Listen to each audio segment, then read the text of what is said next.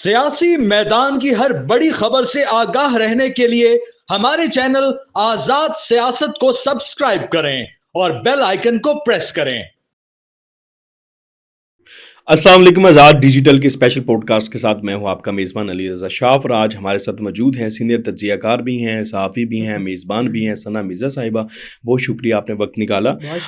आज जो मौज़ूआत हम डिस्कस करेंगे उसमें कुछ तो ये रेंडर्स हैं, इस साल की सबसे इंपॉर्टेंट हैपनिंग्स डेवलपमेंट्स क्या रही और अगले साल क्या हो सकता है, कुछ तब्दीलियाँ आ सकती नहीं आ सकती हैं, ये है। इसके अलावा इमरान खान साहब से रिलेटेड कुछ चीज़ें हैं और कुछ जो है वो फेक न्यूज़ से मुतालिक हम आपसे जानेंगे, चूँकि आपका एक जर्नलिज्म में एक्सपीरियंस है। मेरी तो कोई सोर्स नहीं है फेक न्यूज़, लेकिन सोर्स नहीं, लेकिन आपका एक एज अ जर्नलिस्ट एक एक्सपीरियंस है। आप माशाल्लाह एक एकेडमी का दर्जा रखती हैं माशाल्लाह, मतलब एक टाइम गुजरा है आपका, तो बच्चे भी आपको फॉलो करते हैं नए आने वाले, तो उनके लिए हम जानते कि आप इस चीज़ से कैसे काउंटर किया जा सकता है इसको। तो सबसे पहले हम तो फेक न्यूज़ से शुरू कर लेते हैं।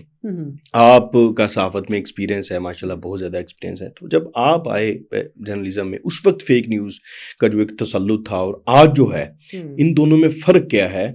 और आज ज़्यादा है तब ज़्यादा था, और इससे काउंटर कैसे किया जा सकता है?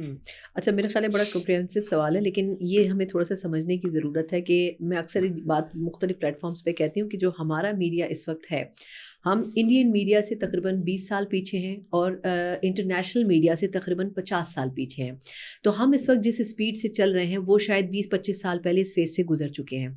दूसरी बात यह है कि मेरा ख्याल ये है कि मुझे ऑलमोस्ट 21 साल हो गए हैं, लेकिन जब मैंने जर्नलिज्म शुरू की थी बहुत बेसिक से, तो उस वक्त फ़ेक न्यूज़ का कोई कॉन्सेप्ट नहीं होता था। वहाँ पर ये उजलत का मुजाहरा नहीं होता था कि आपने सबसे पहले न्यूज़ कौन ब्रेक कर रहा है, या सबसे पहले किसने टिकर्स देने, या सबसे पहले किसके पास ये खबर आई। वहाँ ये देखा जाता था कि जो खबर आप लेकर आ रहे हैं वो आपने कितनी जगहों से क्रॉस चेक की है। तो मेरा ख्याल ये है कि वो जो कॉन्सेप्ट है वो ख़त्म हो गया है। अब हम एक रेस के घोड़े बन गए हैं कि जो सबसे पहले उस रेस को जीत लेगा वही कामयाब होगा। और आई थिंक मेरा इसमें मानना यह है कि इसमें सबसे ज़्यादा कसूर शायद ऑडियंस का भी है। ऑडियंस को हमारे अब इतनी मसालादार ख़बरें चाहिए होती हैं। अगर 2 इंटेलेक्चुअल लोग बैठकर बात करें तो उसको शायद 10 लोग भी सुनना नहीं चाहेंगे, लेकिन अगर 2 लोग बैठ के, चाहे वो ठेले वाले ही क्यों ना हो, लेकिन अगर वो आमियाना गुफ्तगू करें तो लोग उसमें ज़्यादा इंटरेस्ट लेते हैं। अब इसमें इशू ये होता है कि हम आवाम को बेच क्या रहे हैं और लोग ख़रीद क्या रहे हैं। हम उनकी ख़रीदारी के हिसाब से प्रोडक्ट देते हैं।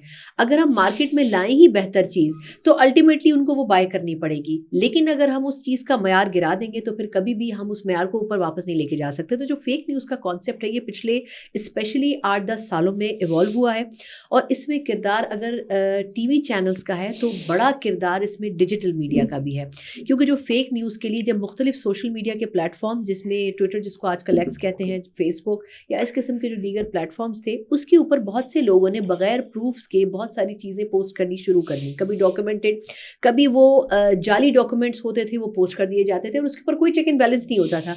मतलब मैं हैरान हूँ कि हमारी लेजिस्लेशन इस हवाले से, जो इन्फॉर्मेशन मिनिस्ट्री की भी है, हुकूमती सतह की भी है, वो इतनी कमज़ोर है कि हमें 7-8 साल लग गए ये समझने में कि हमें इस हवाले से कोई कानून साजी करनी चाहिए कि अगर किसी वज़ीर के ऊपर, किसी एक आम शख्सियत के ऊपर भी किसी ने इल्ज़ाम लगाया है तो उसके केसेस सालों FIA में और दूसरे मुख्तलिफ ऐसी जगहों के ऊपर वो इंतज़ार करते रहते थे अपने इंसाफ के। तो आई थिंक इसमें कसूर थोड़ा सा हमारे सिस्टम का भी है। इसमें सियासी जमातों का आपके किरदार कितने समझते हैं? देखिए, सियासी जमातों का किरदार तो अगर फिर आप वो बात करेंगे तो फिर मैं ये कहूँगी कि ये पूरा जो क्रियास फैलाया गया है वो एक ही जमात की वजह से फैलाया गया है।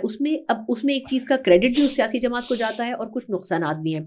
क्रेडिट ये है कि सोशल मीडिया का पॉलिटिकल इस्तेमाल, मेरा ख्याल है उसे एक सियासी जमात नाम दे देना चाहिए, पाकिस्तान तहरीक इंसाफ। पाकिस्तान तहरीक इंसाफ से ज़्यादा पॉलिटिकल यूजेज अगर सोशल मीडिया कोई और जमात कर सकती तो ये गलत है। उन्होंने ही आके बाकी जमातों को ये समझाया कि सोशल मीडिया को आप पॉलिटिकली कैसे इस्तेमाल कर सकते हैं, किसी को आपने ख़राब कैसे करना है, किसी इशू को आपने टेकअप कैसे करना है, किसी इशू पे आपने ट्रेंड्स कैसे बनाने। तो आई थिंक ये बहुत समझना ज़रूरी है कि PTI ने जिस तरह सोशल मीडिया को यूज़ किया है किसी और जमात ने नहीं किया। नून लीग आज तक सोशल मीडिया के ऊपर इन्वेस्ट करी है लेकिन वो रिजल्ट्स नहीं मिल पाए। उसको भी अगर छोड़ दें, हम मतलब विद ऑल ड्यू रिस्पेक्ट अगर बात करें हमारी इस्टेब्लिशमेंट आज तक डिफेंसिव पॉलिसी के ऊपर काम कर रही है।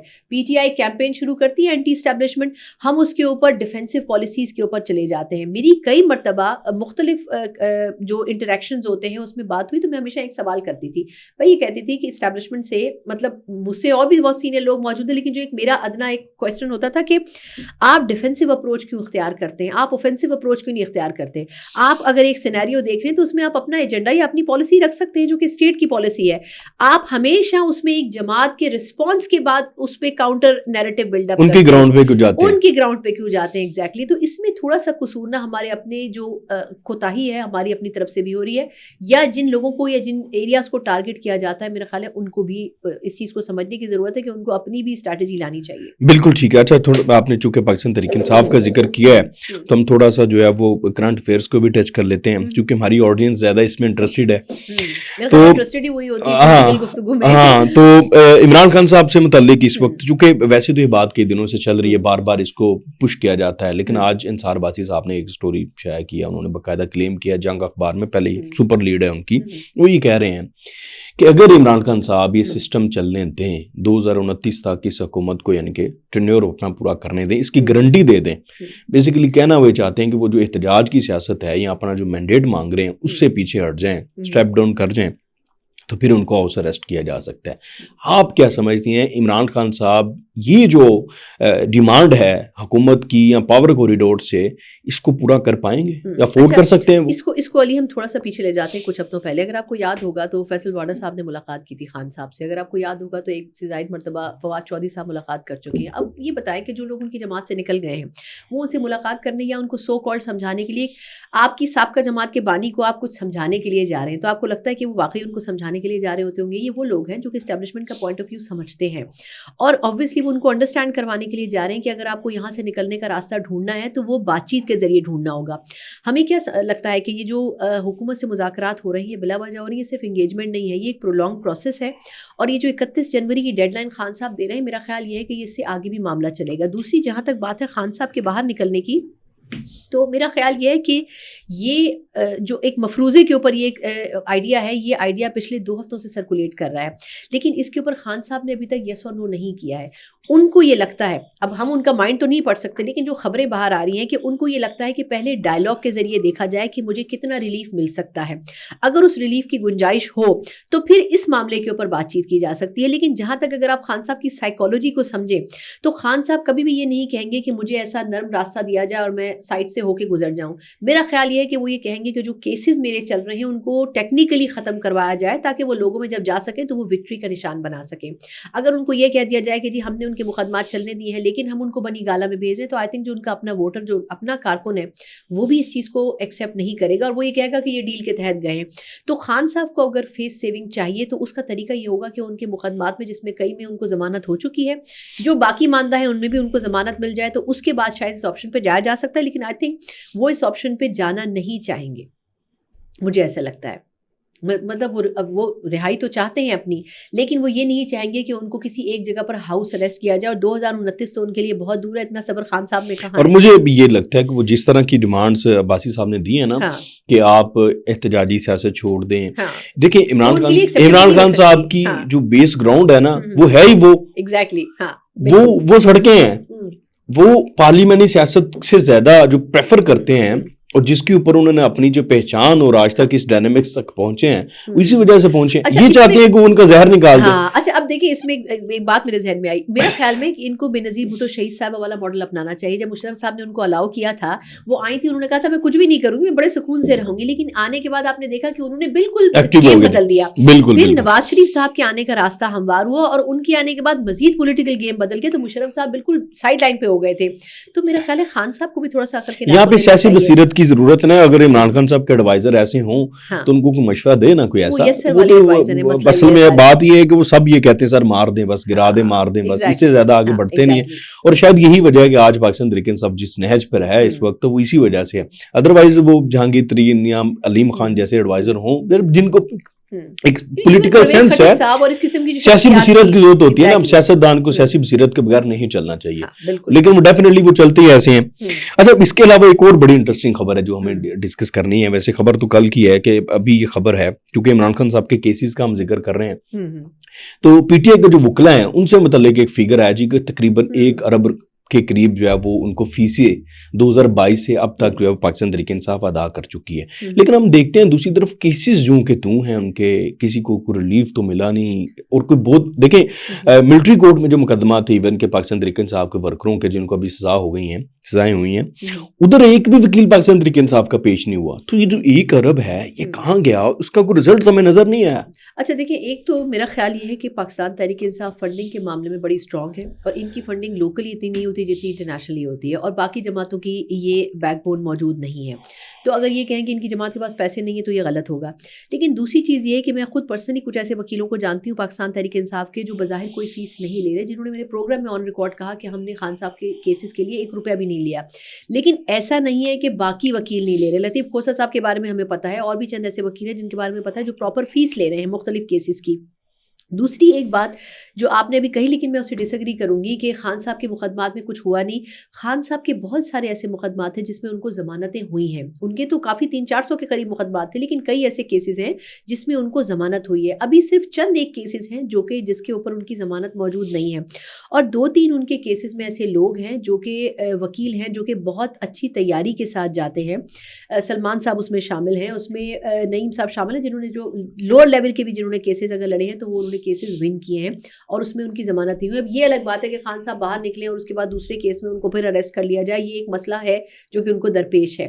لیکن آئی تھنک بہت سے ایسے وکیل ہیں جو کہ بہت اچھا پرفارم کر رہے ہیں, اور خان صاحب ان کی کارکردگی سے مطمئن بھی ہیں. ہاں کچھ ایسے وکیل ہیں جن کی کچھ عرصے پہلے بشرا بی بی صاحبہ نے بڑی کھچائی کی تھی اور ان سے کہا تھا کہ آپ کس مرض کی دوا ہیں, آپ کیوں اتنے پیسے لیتے ہیں, اور آپ اگر پیسے لیتے ہیں تو آپ ڈیلیور کیوں نہیں کرتے. اس کے اوپر کچھ لوگ ناراض بھی ان سے ہوئے تھے, لیکن وہ جو رزلٹ مانگ رہی تھی وہ رزلٹ ان کو مل نہیں پا رہا تھا. اس میں صرف ایک لاسٹ پوائنٹ یہ کہنا چاہوں گی کہ کچھ کیسز ایسے ہیں جس میں جو گورنمنٹ کا طرف سے جو لوگ ہیں وہ اسٹرانگ ایویڈنسز کے ساتھ ہیں. جہاں پر اسٹرانگ ایویڈنس موجود نہیں ہے وہاں پر پاکستان تحریک انصاف کے وکلا بڑا اچھا اسپیس بنا رہے ہیں خان صاحب کو نکالنے کے لیے. اچھا چلیں دیکھتے ہیں, لیٹ سی. ویسے 1 ارب روپیہ 100 کروڑ بنتا ہے, بہت بڑی اماؤنٹ ہے. آپ کو کیا لگتا ہے وکیل مفت میں تو کام نہیں کریں؟ نہیں, میں ابھی یہ بات کر رہا ہوں, دیکھیں وکیلوں نے مفت میں, کسی نے جس نے آپ جن کے آپ بات کریں نہیں مفت میں کام کیا, انہوں نے پھر بھی مفت میں کام نہیں کیا. کوئی پولیٹیکلی گینز حاصل, کوئی سینیٹر بن گیا ہے, کوئی رکن قومی اسمبلی بن گیا ہے, اور کوئی بڑے لائم لائٹ میں آ گئے ہیں. دیکھیں فیم ایک بہت بڑی چیز ہوتی ہے, فیس کی بجائے کچھ اور وصول کر. ہاں, اور آپ کو پتہ ہے کہ قومی اسمبلی کی ایک نشست کی بھی 4-5 کروڑ پہ چندہ لیا جاتا ہے, تو وہ بھی اسی مد میں آتا ہے. برحال ٹھیک ہے. اچھا آخری 2 سوال ہیں, ان کو ہم ڈسکس کرتے چونکہ نیا سال ہے, آج آخری دن ہے. آپ کیا دیکھتی ہیں یہ جو گزرا ہوا سال ہے, اس میں جو ساری ہیپننگز ہوئی ہیں, ہم نے دیکھا بہت بڑی ہیپننگز بھی ہوئی ہیں, ہم پولرائزیشن کا شکار رہے, ابھی تک ہیں, وہ چیزیں ختم نہیں ہوئی, ہماری یوتھ کو کوئی پازیٹیو وائبز نہیں مل پا رہی ہمارے سسٹم سے. تو آپ کے سب آئندہ سال بھی یہ چیزیں ایسی رہیں گی, یا کوئی آپ اس میں تبدیلی کا عنصر بھی دیکھتی ہیں, کچھ آ سکتی ہے تبدیلی, کچھ چیزیں بہتر ہو سکتی ہیں؟ اس میں علی میرا خیال ہے اس سوال کو ہم 3 حصوں میں ڈیوائڈ کر لیتے ہیں. ایک ہے ہماری اکانومی, ایک ہے ہمارا پولیٹیکل جو سینیریو ہے, اور تیسرا یہ کہ ہم اسٹریٹجکلی یعنی کہ ٹیررزم کے حوالے سے کیا کر رہے ہیں. یہ 3 بنیادی جو پاکستان کے مسئلے ہیں. دیکھیے ٹیررزم کے حوالے سے تو پاکستان بڑی کلیئر پالیسی کے اوپر چل چکا ہے, اور آنے والے اگلے سال میں اس سے بھی زیادہ اسٹرکٹ پالیسی پہ جائے گا. اور یہ پالیسی ہماری اسپیشلی ریلیٹڈ ہے افغانستان سے, کہ ہم نے افغانستان کو بڑا کلیئر میسج دینا ہے کہ اب مزید ٹیررزم انٹرونشن نہیں ہو سکتی آپ کی طرف سے. تو اس کے اوپر تو پاکستان بڑا کلیئر ہے, اور بھارت کے حوالے سے بھی کلیئر ہے. دوسری چیز ہے اکانومی ہماری آج جس اسٹیج پہ کھڑی ہے, آئی کین بیٹ کہ اگلے 6 مہینوں میں اس سے بہتر پوزیشن پر ہوگی. اس کی وجہ یہ کہ جن فٹ سٹیپس کے اوپر ہم چل رہے ہیں یا معیشت کو چلا رہی ہیں اس کے نتائج بہتر ہوں گے, لیکن اس کے آنے میں تھوڑا سا ہمیں انتظار کرنا پڑے گا. پچھلے یہ جو گزرا ہوا سال ہے, اس سال میں کہا گیا تھا کہ 1.5 سال لگے گا, تو وہ 1.5 سال تقریباً مڈ آف 2025 یا آپ اس کے تھوڑا لیٹر ہاف میں کہہ سکتے ہیں. تو اکانومی بہتر ہوگی. اس میں پھر لوگ ناراض ہوتے ہیں, لیکن حقیقت بھی ہے کہ جب بھی مسلم لیگ نون کی حکومت آتی ہے تو اکانومی کو کچھ بہتر کرنے کی وہ کوشش کرتی ہے, کیونکہ کاروباری لوگ ہیں, وہ کاروبار بہتر کرتے ہیں, تو یہ اپریسیشن ان کی ہونی چاہیے. تیسری چیز ہے پولیٹیکل سینیریو. میرا خیال یہ ہے کہ سب سے اس میں جو پیچیدہ مسئلہ ہے نا, جو ایکچولی اسٹیبلشمنٹ کے بھی اس طرح ہاتھ میں نہیں ہے, وہ ہے آپ کے پولیٹیکل مسئلے. اب ان مسئلوں میں اگر 2 جماعتوں کو آپ نے کنٹرول کر لیا, جو JYF اور پاکستان تحریک انصاف ہے, تو مسائل آپ کے بہت ختم ہو جائیں گے, کیونکہ یہ وہ 2 جماعتیں ہیں جو کہ اسٹیبلشمنٹ سے فی الحال ناراض ہیں. اور اگر آپ نے JYF اور PTI کو آن پیج کر لیا تو پھر میرا خیال یہ ہے کہ یہ سسٹم چل سکتا ہے, ورنہ اس سسٹم کے اگلے 5 سال پورے کرنے میں بڑے سوالات اٹھتے ہیں. بالکل ٹھیک ہے. ابھی اکانومی کی بات کے نا کچھ فگرز میرے پاس بھی ہیں, اگر اس کو ہم فیکچولی بتانا چاہیں, آپ کی بات کو انڈوز کریں فیکچولی, تو اب دیکھیں شرح سود جب یہ ایئر تو سٹارٹ ہوا تھا تب 21.5% تھی, جو اس وقت اب 13% ہو چکی ہے. اور اس وقت جو جتنے بھی معاشی ماہرین ہیں وہ جو انڈیکیٹ انڈیکیٹ کرتے ہیں وہ یہ کہتے ہیں کہ سنگل ڈیجٹ پہ آ جائے گی, 13% سے بھی نیچے سنگل ڈیجٹ پر آئے گی, لیکن وہ کر یہ رہا ہے اسٹیٹ بینک کی, وہ اس کو اسٹیپ بائی اسٹیپ کر رہے ہیں. اس کے علاوہ آپ اسٹاک مارکیٹ دیکھ لیں, جب یہ ایئر سٹارٹ ہوا تھا تو انہوں نے گورنمنٹ سنبھالی, تب 64,000 تھا 100 انڈیکس آپ کا, اس وقت وہ 1,13,000 پر ہے. یہ بھی بہت بڑی بات ہے.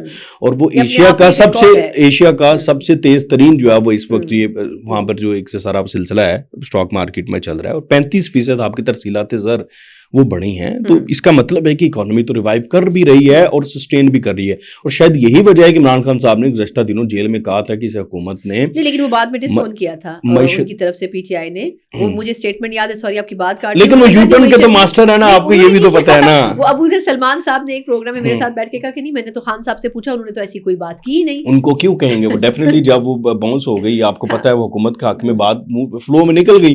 اب رپورٹر تو جھوٹ نہیں بولتے, جب جو رپورٹر ان کی ہر بات باہر آ کے رپورٹ کرتے ہیں, انہوں نے رپورٹ کیا, یہ تو کسی وکیل نے بھی نہیں کی تھی, تو رپورٹر نے کی تھی. تو وہ انہوں نے جب دیکھا کہ یار یہ تو غلط ہو گیا, پی ٹی وی پہ چلا ہوگا نا بار بار, انہوں نے دیکھا ہوگا یار یہ تو ان کے حق میں چلی گئی اسٹیٹمنٹ. بہرحال جو بھی ہے, لیکن اچھی چیز ہے. میں یہ سمجھتا ہوں آپ کی بات کے ساتھ میں بھی ایگری کرتا ہوں کہ اسٹیبلشمنٹ جو چیلنجز آپ نے بتائے ہیں, اکانومی کوئی چیلنج نہیں ہے, اصل چیلنج جو ہے نا پولیٹیکل اسٹیبلٹی ہے, وہ آئے گی تو وہ ساری چیزیں. اچھا اس میں لاسٹ پوائنٹ میں صرف کہنا چاہ رہی ہوں کہ یہ جو آپ نے دو چیزیں کہی نا کہ یہ چیزیں بہتر ہوئی ہیں, اس میں تھوڑا سا ہمیں آڈینس کو یہ بتا دینا چاہیے کہ کیوں بہتر ہوئی ہیں. اصل میں جب یہ سسٹم ٹائٹ کیا گیا کہ حوالہ ہنڈی سے آپ نے پیسے نہیں بھیجنے, تو آپ کی فورن ریمیٹنس بڑھ گئی. جب آپ کی فورن ریمیٹنس بڑھی تو آپ کے پاس آٹومیٹکلی آپ کے ملک کے پاس پیسے زیادہ ہو گئے اکاؤنٹ میں. دوسری چیز ہم نے یہ کی کہ ہم نے ڈالرز کا جو انلیگل اسمگلنگ ہوتی تھی افغانستان کے راستے, اس کو ہم نے کٹ ڈاؤن کیا. مطلب ہم نے بھائیوں کو بھی کہا اور باقیوں کو بھی کہا. انہوں نے جنرل عاصم منیر جب آئے تھے, آپ کو پتا تھا ان کی سب سے زیادہ اسٹرکٹ پالیسی تھی اس کے اوپر, انہوں نے جو ریڈز کی تھی, اتنے بڑے بڑے جو ہے اسمگلرز پکڑے تھے, یہ پی ڈی ایم گورنمنٹ میں بھی اور اس گورنمنٹ میں بھی. بیسکلی یہ چل پچھلے 1.5 سال سے رہا تھا, لیکن اب اس کے نتائج آنا شروع ہوئے. تو اس سے یہ ہوا ہمارے پاس کہ ہمارے پاس ایک تو اسٹاک ایکسچینج بھی بہتر ہوئی, اور دوسرا جو ڈالر میں ہر بندہ اپنے پاس اسٹوریج کرتا تھا وہ چیز ختم ہو گیا. اب ڈالر آپ کے پاس ایزیلی اویلیبل ہے. تو اگر یہ اسٹیپس کر لیے جائیں, اس میں ایک اسٹیپ صرف رہ گیا ہے, وہ یہ کہ ٹیکس نیٹ ورک کو آپ نے بڑھانا ہے. یہ ٹارگٹ اگر ہم نے اچیو کر لیا تو ہم بہت بہتر پوزیشن میں چلے کر رہے ہیں. ویسے تو وہ بہت اسٹرکٹلی کر رہے ہیں. اب تو فرمائشی وزیر خزانہ ہے, میرا خیال ہے وہ ڈیلیور تو کرنا ہے باقی بچے ہوئے 3.5 سالوں میں یا 4 سالوں میں. تو میرا خیال یہ ہے کہ ان کے اوپر چھوڑ دیتے ہیں, لیکن ان کی اب تک کی پرفارمنس سے تو بڑے مطمئن ہیں سب مطمئن ہیں, اور یہ انڈیکیٹرز ہیں انہی کی وجہ سے آئے ہیں. ایگزیکٹلی. تو باقی میرے خیال سے ہمیں اب کافی ہو گیا, اگلی نشست میں باقی کرتے ہیں گفتگو. اور بہت شکریہ آپ کا, آپ نے وقت نکالا. آپ کا بہت شکریہ. ناظرین آپ نے جو ہے وہ گفتگو سنی, آپ کی کوئی رائے ہو اس کا جو ہے وہ عزت اور احترام کے ساتھ ضرور کیجیے گا نیچے اور اظہار کیجیے گا. اور اگر آپ کو کوئی سوال ہو انشاءاللہ نیکسٹ پروگرام میں ہم ان سے ضرور بات کریں گے اس کے اوپر بھی. اور تب تک کے لیے ہمیں اجازت دیجیے. اللہ حافظ.